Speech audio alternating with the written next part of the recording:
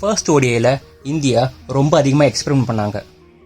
சுந்தரோட பொசிஷனும் துபையோட பொசிஷனும் பார்த்தீங்கன்னா ரொம்ப அன்யூஷுவலாக இருந்தது. இது கௌதம் கம்பீரோட ஏரா. நாமெல்லாம் என்ன பண்ண நினைப்போமோ அதுதான் அவர் அங்கே பண்ணிகிட்ருக்காரு. இந்த மாதிரி எக்ஸ்பெரிமெண்ட்ஸ் பண்ணும்போது ரிசல்ட்ஸ் நம்மளுக்கு அகேன்ஸ்டாகவும் போகலாம். இந்த மாதிரி சூழ்நிலையில் நம்ம இந்தியாவை சப்போர்ட் பண்ணணும். வாங்க இன்றைக்கி மேட்ச் நடந்துன்றதை ரொம்ப ப்ரீஃபாக பார்க்கலாம். இன்றைக்கி மேட்சோட பிச் பார்த்தீங்கன்னா கொஞ்சம் ஸ்லோவர் விக்கெட் தாங்க. இது நிசங்கா ரொம்பவே நல்லா அப்சர்வ் பண்ணி ஆடிருக்காரு.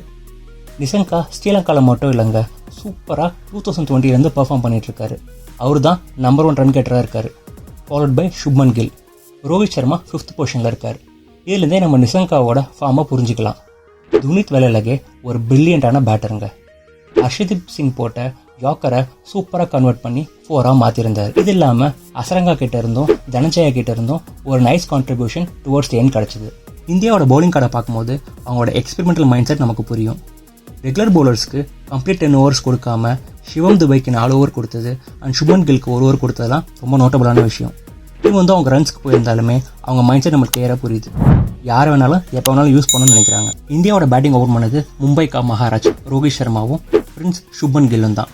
நான் ஏன் இப்படி சொல்கிறேன்னா, இவங்க 2 பேரையும் பேட் பண்ணுறதை நான் லைவாக கிரவுண்டில் பார்த்துருக்கேன். ரோஹித் சர்மா ஃபியர்லெஸ் கிரிக்கெட் ஆடிட்டு இருக்காருங்க. சுப்மன் கில்லோட டச்சும் சூப்பராக இருந்தது. பட் ஒன்லி ப்ராப்ளம் அவரால் கன்வெர்ட் பண்ண முடியல. Followed by King Kohli and Sundar. இவங்களால் பெருசாக கேம் அடுத்த லெவலில் கொண்டு போக முடியல. ஸ்ரேயஸ் ஐயரும் KL ராகுலும் ஒரு ஸ்ட்ரகிளிங் இன்னிங்ஸ் தாங்க ஆடினாங்க. பெருசாக எதுவுமே படலை because of the slowness of the wicket. Axar Patel ரொம்ப நல்லா ஆடினார்.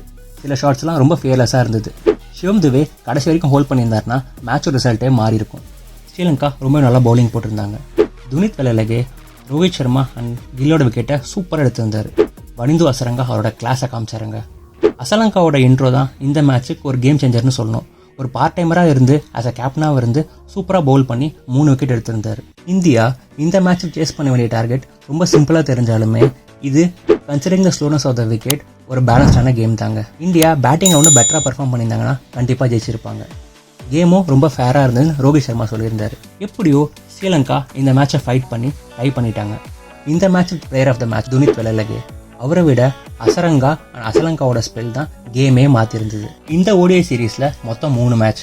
இந்த சீரீஸே ரொம்ப சூப்பராக ஓப்பன் அப் ஆயிருக்கு. ஃபர்ஸ்ட் மேட்ச் ட்ரை ஆக இந்த சீரீஸை ஜெயிக்கணும்னா 2 டீம்ஸுமே அடுத்த 2 கேமே ஜெயிக்கணும். பார்ப்போம் இந்த சீரீஸ் எப்படி போகுதுன்னு.